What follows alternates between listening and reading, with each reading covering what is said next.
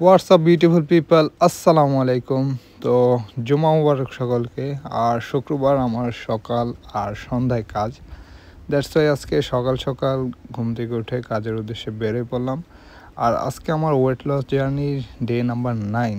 So 30 দিনে 10 KG ওজন কমাতে পারবো কি না এখনও বুঝতেছি না, কালকে ওয়েট মাপাবো। তো যাই হোক, কাজে এসে একটু লেবুর রস আর হচ্ছে 2টা ডিম আর হচ্ছে কফি খাইলাম। সো এর মধ্যে আর কিছু খাই নাই। দেন কাজ শেষ করে 2টা কলা আরও 2টা ডিম খেয়ে দেন শাওয়ার নিতেছি। সো শাওয়ার নিয়ে এখন যাব হচ্ছে নামাজের উদ্দেশ্যে। তো নামাজে এখান থেকে যাইতে গেলেও আমার মোটামুটি 1 ঘন্টা সময়ের মতো লাগবে, এই জন্য একটু আগে আগেই বের হয়ে পড়ছি। তো যাই হোক, আলহামদুলিল্লাহ পারফেক্ট সময়ে নামাজে মসজিদে এসে পড়ছি এবং নামাজটা আদায় করছি।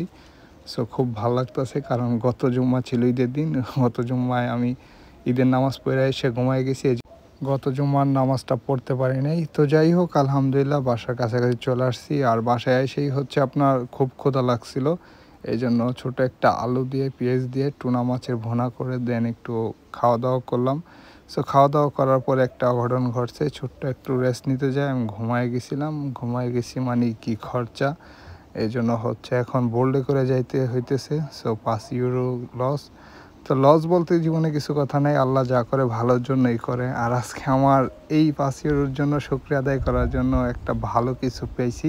সেটা হচ্ছে আজকে আমি আমার এই হোটেলের সবথেকে বেস্ট মানে সবচেয়ে বেশি টিপসটা পাইছি আমি।